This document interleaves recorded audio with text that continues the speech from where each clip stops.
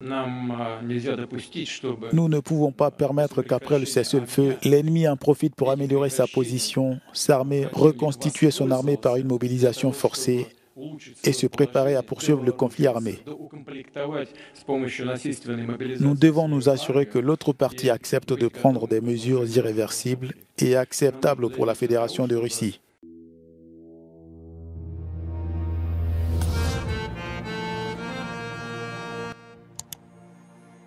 Je vous en prie, allez-y. Pour ce qui est du débat, concrètement, il a dit à plusieurs reprises qu'il pouvait régler le conflit en Ukraine en une journée. Et le fait que Trump pourrait éventuellement renoncer à l'élargissement de l'OTAN, que pensez-vous de toutes ces promesses? Président Trump, je voudrais revenir vers vous, mais je souhaiterais revenir sur ma question de départ. Est-ce que les conditions de Poutine vous semblent acceptables? Non, les conditions de M. Poutine ne sont pas acceptables. Mais en fait, cette guerre n'aurait jamais dû commencer. En fait, 200 milliards de dollars ont été donnés à l'Ukraine, ou plus. C'est quand même beaucoup d'argent. Je ne pense pas d'ailleurs qu'il y ait d'efforts comparables dans notre histoire. À chaque fois que Zelensky se rend aux États-Unis, en fait, il repart avec 60 millions de dollars. Donc, je ne me moque pas du président ukrainien. Je dis simplement que l'argent qui est dépensé, qui est consacré au conflit entre l'Ukraine et la Russie, est quelque chose qui n'aurait pas dû se produire. Et donc, quand en janvier je redeviendrai président, en fait, je mettrai une fin. Je ramettrai Poutine et Zelensky autour de la même table pour éviter tous ces décès stupides. Président Biden, vous avez une minute. Le fait est que Poutine est un criminel de guerre. Il a tué des milliers de personnes. Et il a été très clair sur une chose, c'est qu'il veut recréer l'Empire soviétique. Pas qu'une partie, il veut toute l'Ukraine. C'est ça qu'il veut. Vous pensez qu'il va s'arrêter là? Vous pensez qu'il va s'arrêter? Il a l'Ukraine. Qu'est-ce qui va arriver à la Biélorussie et à ces pays de l'OTAN? Si vous voulez une guerre, vous allez la voir. S'il fait ce qu'il a dit et qu'il s'en va, d'ailleurs, tout cet argent qu'on envoie en Ukraine, en fait, on leur envoie des armes que l'on fabrique aux États-Unis, pas de l'argent. Et nos alliés de l'OTAN financent autant l'Ukraine que nous. Voilà pourquoi nous sommes forts. Si vous voulez arrêter les combats en Ukraine, cessez de fournir des armes. Ces combats prendront fin dans 2 mois au maximum. C'est tout, c'est la première chose. Deuxièmement, nous demandons à tout le monde de ne pas empêcher un éventuel processus de paix. Il ne faut pas inventer des choses et se faire une opinion sur la Russie à partir de ces inventions. Il ne faut pas se faire l'image de la Russie comme un ennemi. Vous avez imaginé que la Russie voulait attaquer l'OTAN. Avez-vous perdu la tête? Êtes-vous stupide comme cette table? Qui a eu cette idée? C'est des conneries. Vous comprenez? Des conneries. Vous savez, ce que dit Trump, le candidat Trump, le fait qu'il dit qu'il est prêt à arrêter la guerre en Ukraine, nous prenons ça très au sérieux. Je connais, et vous le comprenez, je connais les propositions sur comment il va le faire, et ça c'est une question clé. Mais je ne doute pas qu'il dit la vérité, il est sincère et nous le soutenons.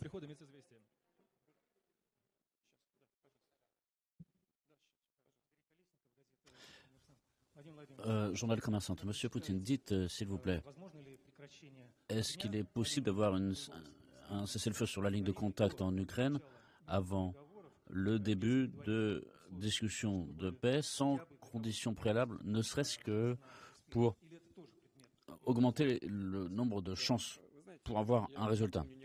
Vous savez, je voudrais rappeler certains points. Quand nos troupes étaient près de Kiev, nous avons reçu des demandes insistantes de la part des pays occidentaux d'interrompre les combats pour que certaines mesures puissent être prises par la partie ukrainienne. Et c'est ce que nous avons fait. Vous connaissez cet épisode. La partie ukrainienne n'a pas cessé les combats. Et ensuite, on nous a dit que les autorités qui viennent ne peuvent pas totalement continuer, contrôler leurs forces parce qu'elles ont des éléments qui n'obéissent pas aux autorités centrales. C'est ce qu'on nous a dit. Je n'ajoute rien, je ne supprime rien. Deuxièmement, on nous a demandé de retirer nos troupes pour justement réunir les conditions d'un accord de paix. Nous avons retiré nos troupes de Kiev et encore une fois, nous avons été confrontés à une tromperie, c'est-à-dire que tous les accords conclus à Istanbul ont été jetés à la poubelle. Et ça, beaucoup d'autres fois.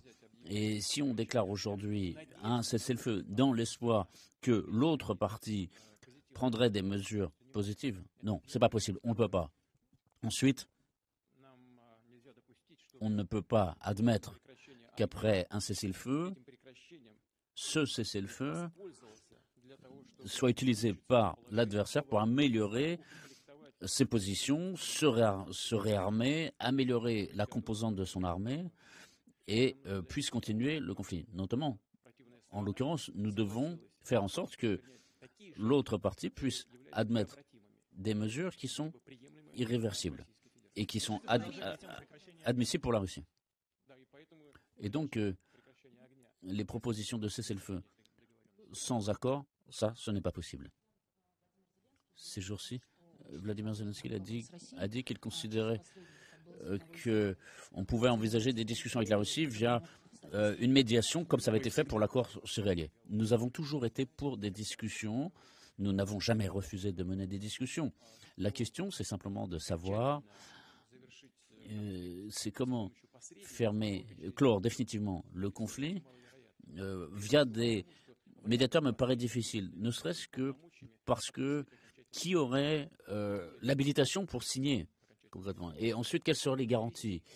Et après, il faut qu'il y ait une signature définitive. Ici, il y a un point essentiel ici, qui n'est pas seulement une question de compétence des médiateurs, mais véritablement leur habilitation. Qui peut leur donner une habilitation à pouvoir placer un point final sur à cette confrontation?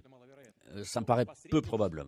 Mais en tout cas, la médiation, comme l'a fait par exemple M. Erdogan, lors de notre processus de discussion à Istanbul, oui, ça, nous le saluons. Attendez, tranquillement. Allez-y. Oui, vous. Canal Zvezda. Que dit Washington? Quelles sont les conditions énoncées sur le positionnement de systèmes de courte et moyenne portée et quelles peuvent être les conditions de ce déploiement? Comme je vous l'ai dit, je vous avais dit que les États-Unis s'étaient retirés de cet accord et ils avaient dit qu'ils reprenaient la production de tels systèmes d'armes, fait que je considère que nous aussi, nous avons le droit de continuer la recherche et le développement en la matière. Et nous avons donc des entités qui travaillent là-dessus, qui sont prêtes à lancer la production et j'ai même donné des ordres en ce sens. En ce qui concerne le déploiement, si vous vous souvenez, en tout cas je suis prêt à le rappeler, nous avons déclaré un moratoire sur le déploiement de nos systèmes d'armes tant que ces systèmes n'apparaîtront dans une autre région du monde. Et si ces armements à courte et moyenne portée de fabrication américaine apparaissent quelque part, à ce moment-là, nous nous réservons le droit d'agir de façon symétrique. Allez-y, je vous en prie. Allez-y, Interfax, Ksenia Tchernaïev. Actuellement, on a annulé des systèmes de stabilité stratégique. Star 3 ne fonctionne plus. Y a-t-il des possibilités de renouveler ces accords, de les restaurer? Et quand est-ce que cela sera d'actualité? Et y a-t-il la possibilité d'apporter quelque chose de nouveau, une convention, une conception unique? Et avec qui peut-on discuter? Sur quelle plateforme peut-on discuter de ces questions? Le Président, première chose que je voudrais dire, c'est que les documents fondateurs liés à la stabilité et à la sécurité ont été violés par les États-Unis d'Amérique. Il y a l'accord antimissile, ça a été quelque chose d'important. Donc les accords sur les missiles à courte et moyenne portée, il y a eu de nombreux éléments qui constituent la base de la stabilité internationale qui ont été violés par les États-Unis ces dernières années. Qu'est-ce qui nous reste? Eh bien, prendre des mesures et réagir. Nous avons réagi dans le domaine militaire en face au système antimissile, nous avons interdit et nous avons mis en place des armements intercontinentaux très modernes. C'est un système visant à surmonter les questions liées aux missiles balistiques intercontinentaux et nous avons été obligés de le faire. Mais pour ce qui est de la base juridique, eh bien, la question demeure en l'état. Faudra-t-il un nouvel accord ou restaurer les accords existants? Tout ça est l'affaire des spécialistes. Je n'ai pas fait de droit international public, j'ai fait que du droit international privé. Donc, j'ai écrit mon travail de diplôme sur un sujet de droit international, puis après j'ai fait de l'économie. Mais il y a les questions de fond que nous devons résoudre. Nous avons formulé des propositions, nous en avons parlé lors de notre intervention devant les autorités compétentes du ministère des Affaires étrangères. Il s'agit de déterminer qui est de bonne volonté et qui est intéressé. Et pour ce qui est des États-Unis, eh bien, il faut voir s'ils veulent renouveler les accords. Mais on ne sait pas vraiment. Parfois ils veulent, parfois ils ne veulent pas. Lors de la période la plus récente, donc sous l'administration Obama, on nous a dit qu'ils voulaient. Puis après, donc lors de la campagne présidentielle, puisqu'il y a une phase aiguë sur le plan de la politique intérieure, eh bien, je crois que tous ceux qui sont présents et qui suivent ça de près nous disent que ce n'est pas possible. Il faut savoir ce que veulent les États-Unis et comprendre leur humeur et les préférences de l'administration future. Je vous en prie, et après on termine. Au ministère des Affaires étrangères, vous avez parlé du système futur de sécurité et vous avez dit que ces idées seraient mises sur le papier. Et si ce n'est pas un secret, est-ce que cela voudra dire un nouvel accord avec les Occidentaux? Quels sont les contacts qu'il y existe aujourd'hui et les propositions pour l'Ukraine? Ou alors tout ceci reste sans réponse? Je viens de le dire, pour ce qui est de la sécurité mondiale, eh bien, cela dépendra de l'administration et de comment elle comprend, quelles sont ses préférences, quelle est sa vision et si elle souhaite d'en parler. Une fois encore, je le répète, eh bien, nous sommes prêts à reprendre le dialogue.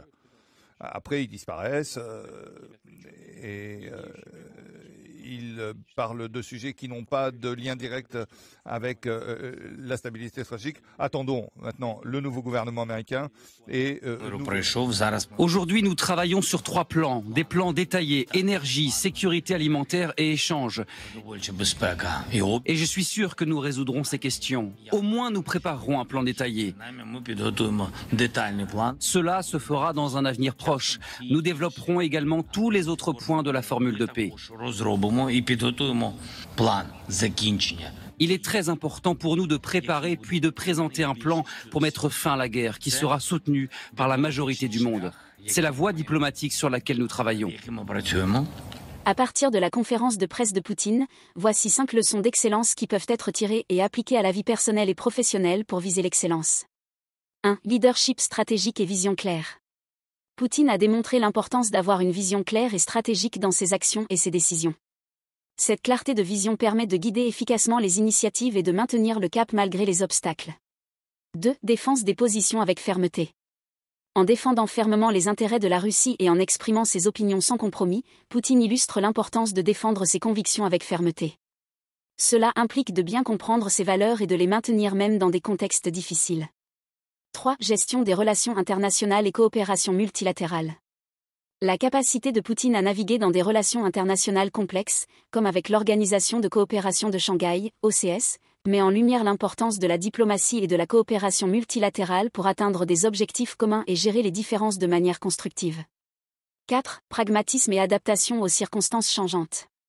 Face aux défis actuels, y compris ceux liés à l'Ukraine et aux relations avec les États-Unis, Poutine montre l'importance d'être pragmatique et de s'adapter aux circonstances changeantes tout en maintenant des objectifs à long terme. Cela implique d'être flexible dans ses stratégies tout en restant fidèle à ses principes fondamentaux.